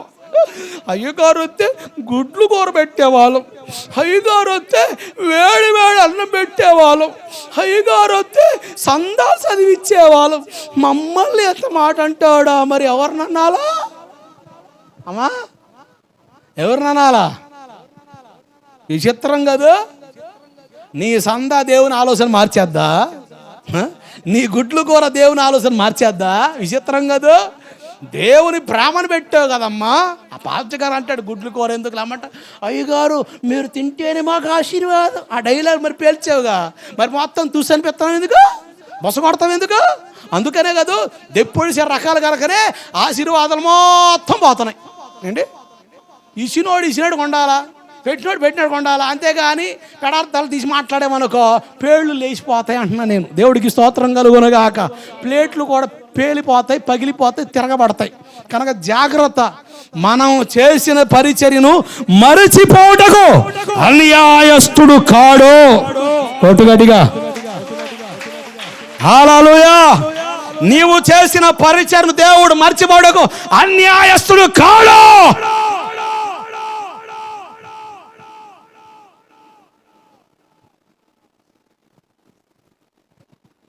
ఆ మాటలో ఉన్న భావం అర్థమైతే సైలెంట్ అయిపోతాం అంతే. దేవుడికి స్తోత్రం. దేవుడే మన ఆశీర్వాదం. ఆమేన్, హల్లెలూయా. కొరింథీ సంఘాన్ని క్రమబద్ధీకరించాడు పౌలు పాస్టర్ గారు. జాగ్రత్తనండి. దేవుని నీతి తెలియాలి, క్రమబద్ధీకరణ తెలియాలి. అందుకనే చెప్తున్నా, నేను వాక్యం బోధించలే, సంఘ క్రమాన్ని మాట్లాడుతున్నాను. 1 తిమోతి 3:15 ప్రకారంగా, తిమోతి నేను రావడం ఆలస్యమైనప్పటికీ మందిరంలో, జీవం కలిగిన దేవుని మందిరములో, ఏ మందిరం ఇది? జీవం కలిగిన దేవుని మందిరములో జనులు ఎలాగూ ప్రవర్తించాలో నాకు తెలియాలి, సేవకుడైన నాకు తెలియాలి, విశ్వాసమైన నీకు తెలియాలంటే నేను తెలియజేయాలి. ఒక క్రమం ఉంది, ఒక పద్ధతి ఉంది, ఒక విధానం ఉంది. నేను అంటాను, క్రమమే దైవిక క్రమమే ఒక వ్యక్తిని నిత్య రాజ్య వారసునిగా చేయగలుగుతుంది. క్రమాన్ని కోరుకునేవాడే సరి చేసుకోవడానికి, దిద్దుకోవడానికి, తన్ను తాను సరి చేసుకొని దేవునికి అప్పగించుకోవడానికి ఇష్టపడతాడు అని నాకు అర్థమైంది. దేవుడికి స్తోత్రం, హల్లెలూయా. కనుక దుర్నీతి కాదు, స్వనీతి కాదు. ఏ నీతి ఉండాలి మనలో? దేవుని నీతి. సకల దుర్నీతి పాపం. రోమ 14:23, రోమ 14:23. విశ్వాసము మూలము కానిదేదో అది పాపము. ఏం చెప్పండి? విశ్వాసం మూలము కానిదేదో. కొంతమంది గీలు ఎక్కువ. ఏంటి చెప్పండి? గీళ్ళు ఎక్కువ. కొంతమంది ఏందమ్మా ఈ పిల్ల ఏది ఎట్టుందంటే, ఆ పిల్ల అన్నం తినమంటే కోడికి వెళ్ళినడికి వెళ్ళిపోద్ది అయ్యా, టమాటాలు వేద్ది, ఏంటి ఉల్లిపాయలు ఏరుద్ది, అన్నీ ఏరి మూలలేద్దయ్యా. గిలి ఇష్టం ఉండదు. ఇదిలించుకొని తింటా ఉంటుంది. అందుకనే విశ్వాసం మూలము కానిదేదో అది పాపం. మనం తినేటప్పుడైనా ఏది చేసేటప్పుడైనా ఏమి కనపరచాలి మనం? విశ్వాసం. ఇప్పుడు నేను వాక్యం చెబుతున్నా, నేను ఎలా ఫీల్ అవ్వాలి తెలుసా? ఎంత చెప్పినా వీళ్ళు మారరు కానీ నేనే ప్లేట్ వేసాను అనుకో, ఇంకా ఆయన ఫామ్ ప్లేట్ వేస్తాడు. అరే పిన్ని బాబుగా, నువ్వు విశ్వాసంతో చెప్పకుండా నీకే డౌట్లు ఎంతే, ఇంక సంఘం ఏం మారుద్దురా? అందుకనే ఈ బలిపీఠం మీద నేను నిలబడి మాట్లాడినప్పుడల్లా నేను ఎలా ఫీల్ అవుతానంటే, నా ప్రియమైన బిడ్డలు, నాకు అప్పగించబడిన పిల్లలు, నా ప్రియమైన సంఘం, దేవుని పిల్లలు ఈ వాక్యం ద్వారా మార్పు చెందుతారు అన్న నమ్మకంతో వాక్యం మాట్లాడతా. దేవుడికి స్తోత్రం కలుగునగాక. హల్లెలూయా. నువ్వు ఎట్ట వాక్యం అంటావు? ఎంత చెప్పినా వీళ్ళు మారరు, ఎంత చెప్పినా నేను మారను అంటే ఇక ఆడే ఉంటాం మారేడు కాయలాగా. ఏ కాయలాగా? నేరేడు కాయ ఉండదు, మారేడు కాయే, మార్పు చెందన కాయ. వాక్యం వినేటప్పుడు దేవుడు నాతో మాట్లాడుతాడు అన్న విశ్వాసాన్ని కనపరిస్తే దేవుని వాక్యం మీ అంతరంగాన్ని కాడుతుంది. కొట్టగడిగా హల్లెలూయా. విశ్వాసం మూలము కానిదేదో విత్తనాలు వేస్తున్నావు. ఈ వాన పడుద్దో ఏంటో అందరూ వేస్తున్నారు కానీ నేను కూడా వేద్దాం అంటే వేసే కాడే ఉంటావు, కోసే కాడికి రావాడా. అర్థమైందా? మూసేయడమే, మధ్యలోనే ఎత్తేయడమే. విశ్వాసముతో చూడండి, అందరు పొలం పని చేసుకునే వాళ్ళగా గట్టు మీద నిలబడి ప్రార్థన చేసుకు. అంతకాలితే నిలువు మోకలై. మన ఊర్లో ఒక ఆయన ఉన్నాడు, అయ్యగారు నేను పొలంలో ఉన్నా, ప్రార్థన చేస్తావా అంటాడు. ఎవడు? నేను పొలండి అంటాడు. చేస్తా. ఉండు అంటాడు. ఏం చేస్తాను అంటే ఉండు అని మోకాని మీద ఇప్పుడు చేయి. దేవుడికి స్తోత్రం కలుగునుగాక. హల్లెలూయా. ఏం ఎంత తీసుకొని నేను అడుగుతాను, నవ్వుతుంటే ఆట మోకరించలే. అబ్బో, దేవుడికి స్తోత్రం కలుగునుగాక. వాయిస్ మీకు అర్థమైమండా? హల్లెలూయా. మోకరించలే అంటే ఒకసారి ఫోన్ చేసాడు, పచ్చేలో ఉన్నాడు, పత్తి తీయడానికి. అయ్యారు ఫోన్ ప్రార్థన చేస్తావా అన్నాడు. చేస్తానన్నా. ప్రార్థన చేస్తానంటే ఉండు అన్నాడు. మోకరి ఆడ మోకరించావన్నా? పచ్చేళ్ళలో మోకరించాలని ప్రార్థన చేయండి అన్నాడు. దేవుడికి స్తోత్రం కలుగునుగాక. హల్లెలూయా. మనం గట్టు మీద నిలబడి, ప్రభువా ఇది నీ పొలం, నువ్వు నాకు ఇచ్చావు, దేవానికి స్తోత్రం. విశ్వాసంతో ఈ విత్తనాలు చల్లుతాను. సేవకుడు ప్రార్థించి విత్తనం వేస్తున్నాను, ఇది మొలకెత్తాలని ప్రార్థన చేసి దిగి పాట పాడుతా. ఏం పాడుతా? మనం పాడే పాట ఏంది? వానరాదే వానలు వంకలు పోయి ఎండలు తగిలాయే. ఈ పాట మన పాట. ఏ పాట అండి? పాట మారదా? ఒకటే పాట. కొంతమంది ఎప్పుడు చూసిన ఏమీ లేదు, మొత్తం అయిపోయా. ఏ పొద్దుమానం లేదు, ఇంకంత లేదు. దేవుడు ఆమెన్ అంటాడు. ఇంకంతే, ఆడ అరుగును కూర్చోడు నీ బతుకు. ఇంక మాట్లాడే పని లేదు. ఉంది, దేవుడిచ్చాడు. ఆ మాటలు ఎప్పుడు చూసినా గీకుడే, గీకడమే గీకుడు సౌండ్లే వినపడతా ఉంటాయి. అందుకని మన బతుకులంతా అట్టిగా ఉంటాయి. పాట మారాలండి. ఇప్పుడు యేసు ప్రభు దోణి ఎక్కాడు. ఎవరితోనే హొయ్యారే హొయ్యారే హొయ్యారే హొయ్యారే హొయ్యారే హొయ్యారే హొయ్యారే హొయ్యారే ముందుకు సాగేదా హొయ్యారే హొయ్యారే ముందుకు సాగేదా హొయ్యారే హొయ్యారే నా చిన్ని దోణిలో యేసయ్య ఉండగా భయమే లేదు నాకు దిగులే లేదు, భయమే లేదు నాకు దిగులే లేదు, భయమే లేదు నాకు దిగులే లేదు, భయమే లేదు. అందరూ హొయ్యారే హొయ్యారే హొయ్యారే హొయ్యారే హొయ్యారే హొయ్యారే హొయ్యారే హొయ్యారే ముందుకు సాగేదా హొయ్యారే హొయ్యారే ముందుకు సాగేదా హొయ్యారే హొయ్యారే నా చిన్ని దోణిలో యేసయ్య ఉండగా భయమే లేదు నాకు దిగులే లేదు, భయమే లేదు నాకు దిగులే లేదు. హల్లెలూయా. ఒకసారి నీరాసతో వేదనతో ఏడుస్తా ప్రార్థన చేస్తూ ఉంటే ఈ రాగం వస్తే పాడుతూ ఉంటే ఒక చిన్న ఆలోచన తగిలింది. ఈ బంధువులు వచ్చిన బంధుజనం రాకపోయినా, నేను ఇన్ని కష్టాలుంటే ఆడు రాలే, నేను ఇన్ని బాధలుంటే ఈడు రాలే, నేను ఇన్ని ఇబ్బందులుంటే ఈడు రాలే, ఎవడు రావాలా? చర్చికి వచ్చా, నువ్వు రావా యేసయ్యా, నువ్వు రావా యేసయ్య నడపాడి ఇంటికి వెళ్ళి, నేను బాధలు ఉంటే నువ్వు రాలేదుగా, నేను కష్టాలు ఉంటే నువ్వు రాలేదుగా, అక్క నేను ఇన్ని బాధలు ఉంటే నువ్వు రాలేదు. మళ్ళీ ఫోన్ చేసి అబ్బో మామూలు కాదు, ఎస్ ప్రభు అమ్మ పోరునాని ఈ పెట్ల ఇట్లా పాడిపోయింది, నేను రాకపోతే ఏదైనా చేసుకోవడం ఆయన వస్తుంటే నువ్వు ఫోన్ మాట్లాడుతూ అక్క నువ్వు రాలేదుగా అంటే, వాళ్ళు రాలేదా, నేను ఎవరు రాలేదు అనుకుని ఆయన ఇంట్లో వెళ్ళిపోతాడు వెనక్కి. అది జరుగుతుంది మనకి. దేవుడికి స్తోత్రం కలుగునగాక. పాడిన పాటికి న్యాయం చేస్తే ఆయన అన్యాయస్తుడు కాడు. హల్లెలూయా. ఇక్కడ ఒక పాట పాడి ఇంటికి వెళ్ళి ఇంకో పాట పాడితే మధ్యలో యేసు ప్రభు ఇడిపోద్ది.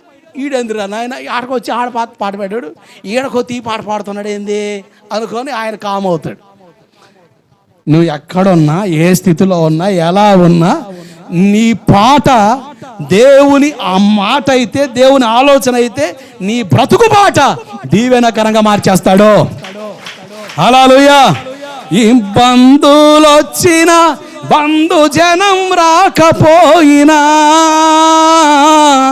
ఈ బంధువులు వచ్చిన బంధుజనం రాకపోయినా, ముందుకు సాగేదా హొయ్యారే హొయ్యారే ముందుకు సాగేదా హొయ్యారే హొయ్యారే హొయ్యారే హొయ్యారే హొయ్యారే హొయ్యారే హొయ్యారే హొయ్యారే హొయ్యారే హొయ్యారే ముందుకు సాగేదా హొయ్యారే హొయ్యారే ముందుకు సాగేదా హొయ్యారే హొయ్యారే నా చిన్ని దోణిలో యేసయ్య ఉండగా భయమే లేదు నాకు దిగులే లేదు, భయమే లేదు నాకు దిగులే లేదు, భయమే లేదు నాకు దిగులే లేదు, భయమే లేదు నాకు దిగులే లేదు, భయమే లేదు నాకు దిగులే లేదు. హల్లెలూయా. పేతురన్న వాళ్ళలోనికి యేసయ్య వచ్చాడు. పేతురు లోతుకు పోను దోని అన్నాడు. పోనిచ్చినోడు దేవుని మాట ఆలకించాలిగా. ఉసూరు కూర్చుంటే ప్రభు అంటాడు నీ వల వేయి అంటాడు. అంటాడు పాట పాడుతున్నాడు. రాత్రంతయు శ్రమ పడినా రాలేదు ప్రభు జయము, రహదారులు వెదకినను రాధాయే ప్రతిఫలము. పాట పాడుతున్నాడు. పాట మార్చురా, పాట మార్చు. ఎందుకు? అరే ఎవరు వచ్చారు ఇప్పుడు? ఎవరు వచ్చారు? ఆ పాత పాట పాడతావా? రహదారులు వెతికాను, ఏమి రాలేదు, ఏమి దొరకలేదు, ఏమి లేదు, ఏమి లేదు. పాట మార్చు. ఎన్ని సంవత్సరాలు అవుతుంది యేసు దగ్గరికి వచ్చి? యేసు ప్రభు నీ దోనిలోకి వచ్చి ఎన్ని సంవత్సరాలు అవుతుంది? ఇక ఇన్ని సంవత్సరాలు కూడా రాత్రంతా శ్రమ పడినా మూసి మహమ్మడా ఈ పొద్దుత్తమని ఈ పాటేనా? నీ యేసు ప్రభు వచ్చాడు. అయ్యా నీ జీవితంలోకి ఎవరు వచ్చారమ్మా? ఎవరు వచ్చారు? యేసు ప్రభు వచ్చాడు. మరి పాట మార్చాలి వద్దా? పొద్దుత్తమాన ఒకటే పాట. పాసిపాల దాసరా అన్నాడు, ఒకటే పాట. పాట మారాలి, పాట మార్చాలి, పాట మార్చాలి. ఎందుకంటే నీ దోనిలోనికి ఎవరు వచ్చారు? యేసయ్య వచ్చాడు. అందుకనే భయమే లేదు నాకు, దిగులే లేదు, భయమే లేదు నాకు, దిగులే లేదు, భయమే లేదు నాకు, దిగులే లేదు, భయమే లేదు. హొయ్యారే హొయ్యారే హొయ్యారే హొయ్యారే హొయ్యారే హొయ్యారే హొయ్యారే హొయ్యారే, ముందుకు ముందుకు సాగేదా హొయ్యారే హొయ్యారే, ముందుకు ముందుకు సాగేదా హొయ్యారే హొయ్యారే. నా చిన్ని దోనెలో యేసయ్యా ఉండగా భయమే లేదు నాకు, దిగులే లేదు, భయమే లేదు నాకు, దిగులే లేదు. హల్లెలూయా. విశ్వాసం మూలము కానిది ఏదోది పాపం. విశ్వాసాన్ని కనపరచాలి, విశ్వాసాన్ని కనపరచాలి. పాట మార్చు. నీ రూపురేఖలు మార్చే దేవుడు ఆయన, నీ స్థితిని మార్చే దేవుడు ఆయన, నీ పరిస్థితులు కట్టే దేవుడు ఆయన. పొద్దున అదే పాట, ఇంకెంతకాలం పాడుతావు ఆ పాట? చాలు, పాట మార్చు. ఎందుకంటే నీ ధ్వనిలోనికి యేసయ్య వచ్చాడు. దేవుడికి మహిమ కలుగునగాక. విశ్వాసం మూలము కానిదేదో అది పాపం. నువ్వు విత్తనం వేసినా, ఏ పని చేసినా ఏముండాలి? విశ్వాసం ఉండాలంతే. నీ ముందు ఎవరు ఉండాలి? యేసు ప్రభువును ఉంచుకొని పని కొనసాగిస్తే దేవుడే నీ వెన్ను తట్టి కార్యం సఫలం చేస్తాడు. ఆమేన్. హల్లెలూయా. అద్భుతం చేస్తాడు ఆయన. అద్భుతాలు చేయగలిగిన దేవుడు. కనుక విశ్వాసం లేకుండా ఏ పని చేయకనమ్మా. వినేటప్పుడు విశ్వాసం తిను. దేవుడు నాతో మాట్లాడుతున్నాడు, దేవుడు నాతోనే మాట్లాడుతున్నాడు. నాలో మార్పు ప్రారంభమవుద్ది. నేను మారలేకపోతే మనుషులు మారలేరండి, మనం మారలేము కనుకనే దేవుడే మానవ రూపికి దిగి వచ్చాడు. మార్పు మనంతట మనకు రాదు. మనంతట మనం మారేటట్టయితే ఇంకేముంది? దేవుడితో పనే ఉంది. మనం మార్చుకోవచ్చుగా. అది వల్ల కాకేగా, అది కుదరకేగా ఆయన దిగి వచ్చాడు. కనుక మనలో మార్పు ఎవరు తేగలరు? దేవుడు తేగలరు. ఏదో ఒక లోపం, ఏదో ఒక పొరపాటు మనలో ఉంటుంది. ఉండదు అని చెప్పడానికి వీల్లేదు. నేను పరిశుద్ధుణ్ణి అని చెప్పడానికి అంత ధైర్య సాహసాలు మన కాడ ఉండలేవు. ఎందుకంటే మనం మురికిలో ఉన్నాం. మనం ఉంది లోకంలో. అది మురికి అంటుకుంటా ఉంటుంది. కానీ అంటుకుంటూ ఉంటుంది. అది అంటుకోవటానికి ప్రయత్నం చేస్తే అది జారిపోతూ ఉంటుంది. అంటించుకుంటే మాత్రం బాగానే అంటుకుంటుంది. ఏంది? కొంతమంది అంటించుకుంటారు. అట్లా అంటించుకుంటే కమ్మగా అంటుకుంటుంది. అంటించుకోకూడదు. మనం బురదలో ఉన్న అంటుకుంటామని చూస్తుంది, కానీ అంటుకోదు. ఎందుకో తెలుసా? మీరు తామర పుష్పాన్ని చూడండి. తామర పువ్వు బురదలోనే ఉంటుంది. కానీ ఆ బురద నీలో తామర పుష్పం మీద పడితే అసలు భలే ఆశ్చర్యం అండి. అప్పుడు మామూలుగా ఉంటుందా? బురద నీళ్ళు పడగానే నూనెగా మారిపోద్ది. ఎందుకో తెలుసా? నూనె ఆ తామర పుష్పానికి ఆ గుణాన్ని ఇచ్చేసాడు దేవుడు. సృష్టిలో పాఠం పెట్టేశాడు. మనం పరిశుద్ధంగా బ్రతకగలం, నీతిగా బ్రతకగలం. మనలో ఏముండాలి? నూనె ఉండాలి. ఏముండాలి? నూనె అనగా దేవుని వాక్యంతో పోల్చబడింది. నూనె అనగా దేవుని అభిషేకం మనలో ఉండాలి. దేవుని ఆత్మ అభిషేకము వాక్యం మనలో ఉంటే పాపం మనలో ఉండదు. హల్లెలూయా. వల్ల కాదు, జారిపోద్ది.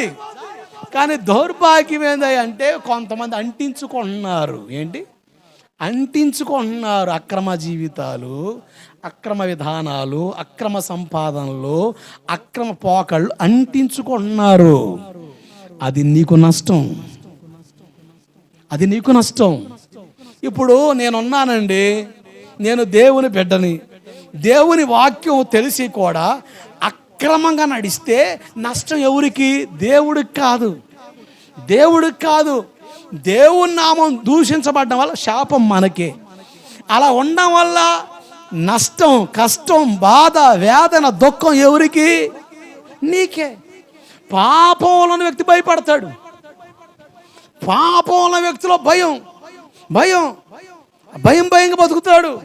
ఎక్కడ దొరుకుతానో, ఎక్కడ తేడా పడుతుందని. అసలు ఏ పాపం లేనివాడికి ఏ భయం ఉండదు. కారణం తెలుసా?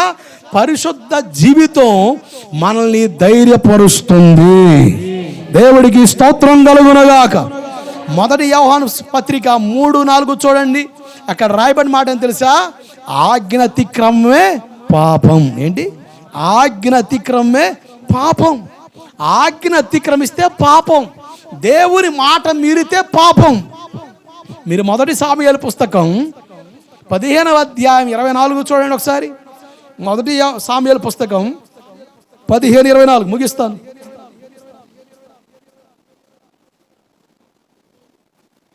15:24 మొదటి సాముయేలు పుస్తకం 15:24. సౌలు జనులకు జడిసి వారి మాట వినినందున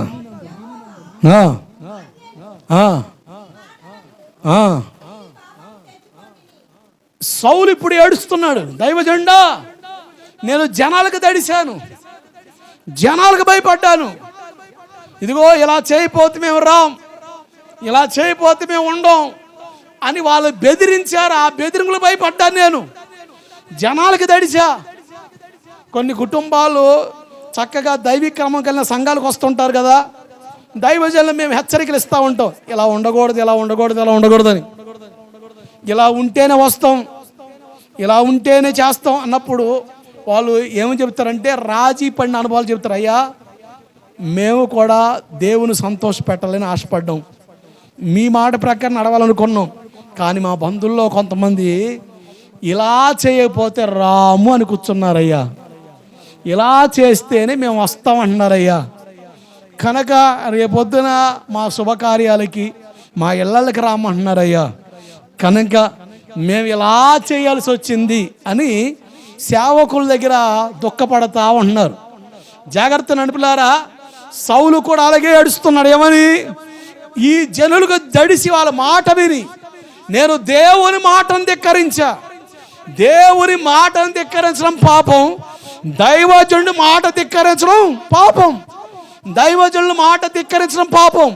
మేము దేవుని వాక్యాన్ని ఉన్నతులకు చెప్పినప్పుడు, దేవుని వాక్యాన్ని స్పష్టంగా చెప్పినప్పుడు, దేవుని వాక్యాన్ని అర్థమయ్యేటట్టు మాట్లాడినప్పుడు దాన్ని అంగీకరించకుండా నీ స్వలాభం కొరకు, నీ సంతోషం కొరకు, పక్క వాళ్ళ సంతోషం కొరకు నువ్వు దేవుని దుఃఖపెడితే, సేవకుని దుఃఖపెడితే అది పాపముగా ఎంచబడుతుందని బైబిల్ చెప్తుంది.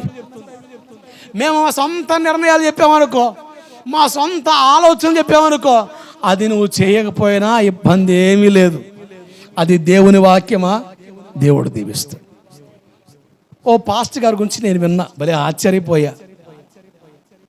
ఆ దైవజనుడు ఒక కుటుంబ ప్రార్థనకి రావాలి అంటే, వాళ్ళ సంఘములే వాళ్ళ కుటుంబ ప్రార్థనకి రావాలి అంటే, దైవజనుడు వస్తున్నాడని తెలుసుకొని ఆ కుటుంబ సభ్యులు రోడ్డు మీద క్యూ కట్టి సేవకుడు కారు దిగ్గానే వాళ్ళ పాస్టమ్మ గారు పిల్లలు ఆయన దిగుతారు.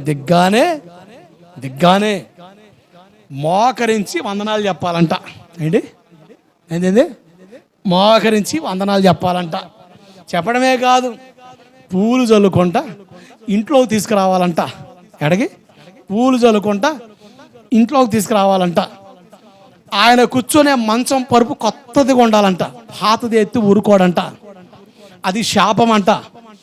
కొత్త పరుపు, పాత్రగారు వస్తున్నాడంటే కొత్త పరుపు, కొత్త దిండు, కొత్త దుప్పటి, కొత్త ప్లేటు, కొత్త గ్లాసు. మా ఇంట్లో నెంబర్ అబ్బాయి అయి పెడితే శాపం బిడ్డ. అది ఆయన బోధ. భలే విచిత్రం అండి. బయట విషయాలకి భలే కనెక్ట్ అవుతున్నారు వీళ్ళు. నా బాధ అది. అసలు వాక్యానికి ఎందుకు కనెక్ట్ అవ్వట్లేదు సంఘం? భలే ఏడుపు వచ్చిందండి. ఆ దైవజనుడు వచ్చానట, వాళ్ళందరికి బట్టలు వేయాలంట. ఎంత? వాళ్ళందరికీ బట్టలు వేయాలంట. వాళ్ళని నెత్తిని మెట్టి ఊరేగించుకొని చూడాలంట. చిన్న పొరపాటు వచ్చిన సేవకుడు కోప్పడతాడంట. అలా బాధపడితేనంట ఆశీర్వాదం కాదంట, దుఃఖం కాదు. ఏ విషయంలో బాధపడతాడు? ఆయన అడిగిన కూర ఉండకపోతే బాధపడతాడంట, మంచి దుప్పటి పెట్టకపోతే బాధపడతాడంట, మంచి సొక్కా పెట్టకపోతే పొంగలో దొక్కు. ఎవరా అసలు? విచిత్రం కాదు? దేనికి బాధపడాలి సేవకుడు? కానుక ఏదో 10 రూపాయలు ఇచ్చా. కొంతమంది భలే అంటారు, ఆ ఇంటికి వెళ్ళి ప్రార్థన చేస్తే పాస్టర్ గారు 10 రూపాయలు ఇచ్చారండి. భలే బాధ వేసింది. నేను హృదయపూర్వకం చెప్తున్నానండి, నేను హృదయపూర్వకం చెప్తున్నాను, దేవుని పేట మీద చెప్తున్నాను, దేవునిది చెప్తున్నాను. మీరు ఇచ్చే ఒక్క 5 రూపాయలు ఇచ్చిన దాని మహాదానంతో స్తోత్రం చెబుతా. దేవుడికి స్తోత్రం కలుగునగాక. ఎందుకో తెలుసా? అది మీ కష్ట జీతం. ఎవరిది? మీ కష్టం, మీ చెమట, మీ రక్తం. పగలంతా కష్టపడితే రక్తాన్ని దారబోతే వచ్చిన రూపాయి అదే. దాని మహాదానంతో తీసుకుంటా నేను. ఎందుకంటే అటువంటి విషయాల్లో బాధపడమని దేవుడు చెప్పలే. అటువంటి విషయాల్లో బాధపడమని చెప్పలే దేవుడు. దేవుని స్తుతించమన్నాడు. దేవుడికి స్తోత్రం కలుగునుగాక.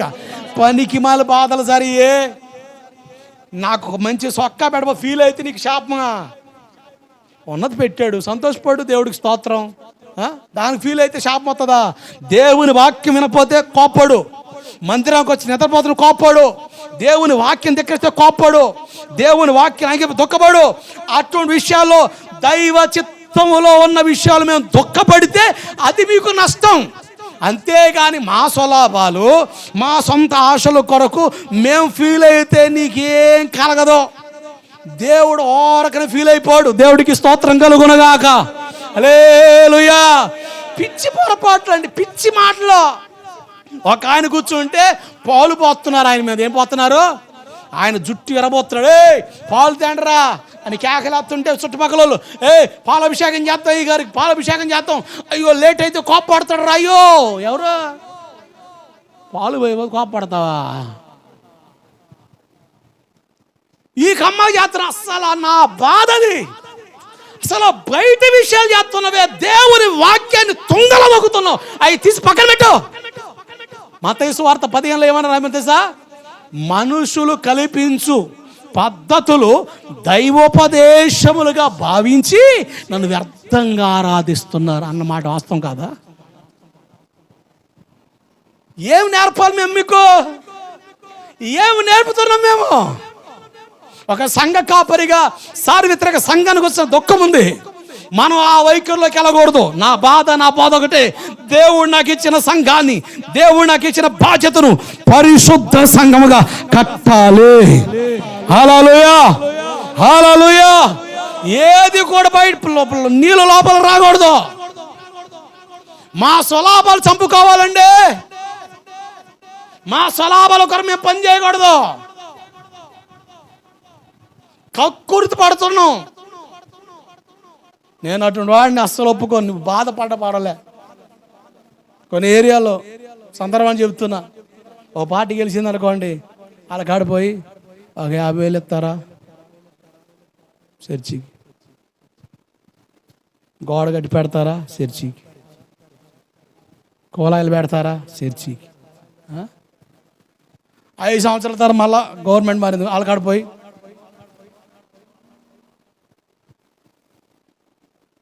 ఈ దరిద్రాలు దైవజనుడు కొనకూడదు.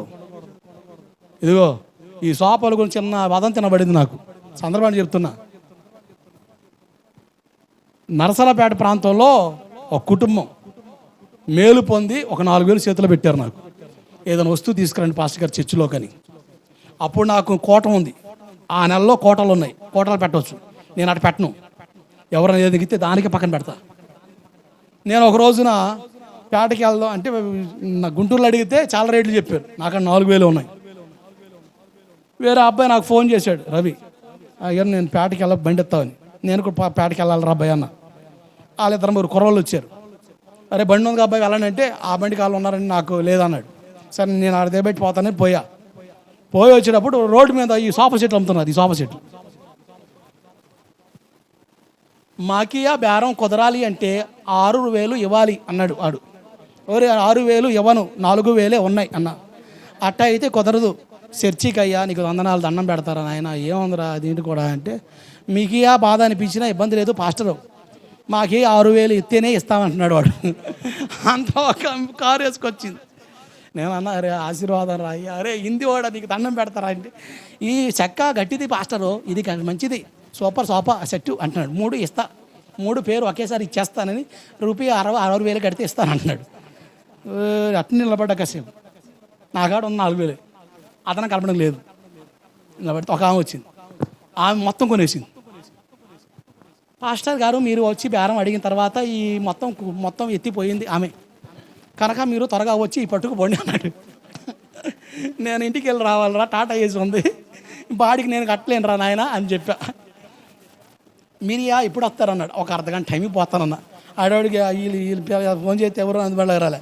ఆ పిల్లవాడు ఫోన్ చేస్తే ఉన్నాను రా అబ్బాయి సోఫా సెట్టు బేరం ఆడారా నాయన, వాడు పోతాడేమో లేమో వాడవా గుంటూరు అడిగితే 10,000 చెప్పాడు రా నాయన, పట్టుకుపోతా ఉపయోగపడతారా బాబు అని నేను మొత్తానికి వేసుకొని పోయా. దేవుడికి స్తోత్రం కలుగును గాక.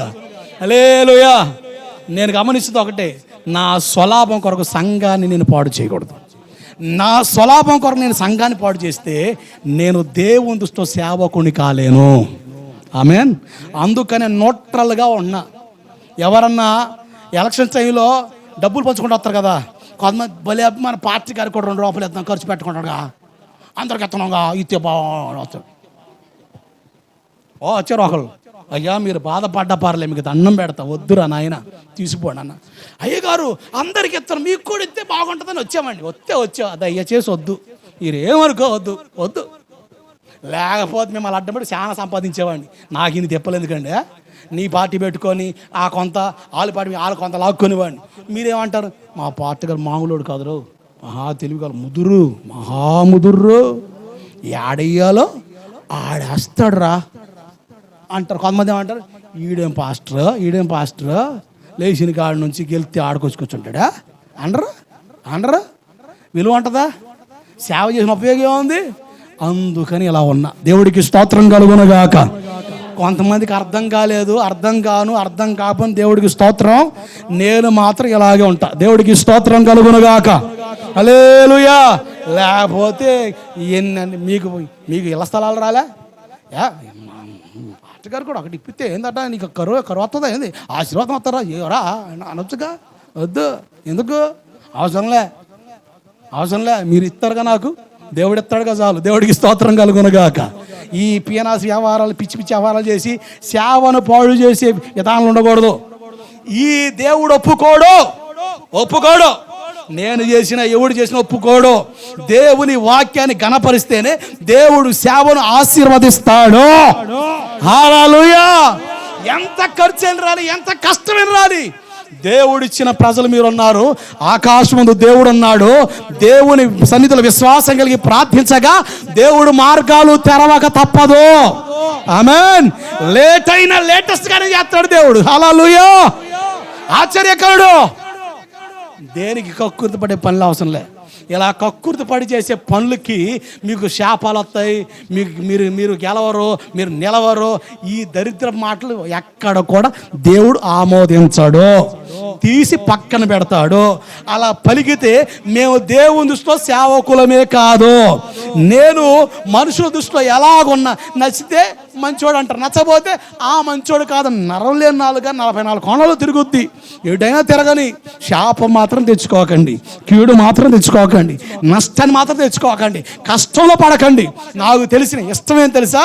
దేవునికి యోగ్యమైన సేవకుడిగా, దేవునికి యోగ్యమైన పిల్లలుగా మీరు ఉంటే మనలను నిత్య రాజ్యానికి వారసులుగా మారుస్తాడు. హల్లెలూయా. ఈ తాత్కాలికమైన ఉంటాయి పోతే మనం ఉండం. మనకు లేదు గ్యారంటీ, మనకు లేదు వారంటీ. మనం వాడే చెప్పు గ్యారంటీ ఉంది, మనం వేసుకునే చొక్కా గ్యారంటీ ఉంది, మనం వాడే పెన్నుకు వారంటీ ఉంది, కానీ నీకు గ్యారంటీ లేదు, వారంటీ లేదు. ఈ భౌతిక సంబంధం బతికినంత కాలమే, కానీ నిత్యత్వం మాత్రం నిలకడగా ఉండేది. దానికి మీరు ప్రయోజకులుగా మారాలని. మాలో పొరపాట్లున్నా, మీలో పొరపాట్లున్నా దేవుడు పక్షపాతి కాదు. అందరిని ఒకేలాగా చూస్తాడని చెబుతున్నా. అందరిని ఒకేలాగా తీర్పు తీరుస్తాడు. నా మీద జాలిపడ్డు, నీ మీద కోపపడ్డు. అలాగని నా మీద కోపపడ్డు, నీ మీద జాలిపడ్డు. జాలి జాలే, కోపం కోపమే, అన్నయ్య అన్నయ్యే, పేకట పేకటే, న్యాయం న్యాయమే, ప్రేమ ప్రేమే. దేనికి దానికే సమపాలుగా దేవుడు చూపిస్తాడు. దేవుడికి స్తోత్రం కలుగునగాక. ఆయన అర్థం చేసుకుంటే మన దేవుని స్తుతిస్తాం. ఆయన అర్థం కాకపోతే నీ బతుకు పరమార్థంలోకి రాదు, వ్యర్థమైపోతున్న బాధ. ఒక దైవజనుడిగా విశ్వాసం మూలము కాందేది అది పాపమించబడింది, ఆజ్ఞ అతిక్రమం మీద పాపమించబడింది. దేవుని మాట, సేవకుని మాట మీరడం మనకు ఆశీర్వాదం కాదు. నేను చెప్పే ఏ మాటలు మీరకూడదు. నేను వాక్యం చెప్పానా, వాక్యంలో ఉందా మీరొద్దు. వాక్యం లేని పనికిమాల విషయాలా, పనికిమాల వ్యవహారాలు తీసి పక్కన పెట్టి అసలు ఏమి కాదు నీకు. ఈ దేవుడు ఏం చేయడు, నీకు మేలే చేస్తాడు. దేవుని వాక్యాన్ని మీరేవా, దేవుని వాక్యాన్ని ఎదురాడేవా, నష్టపోతావు. కనుక జాగ్రత్త. దేవుని ఆశీర్వాదం మనల్ని ఏలును గాక. మోకరించండి, ప్రార్థన చేద్దాం.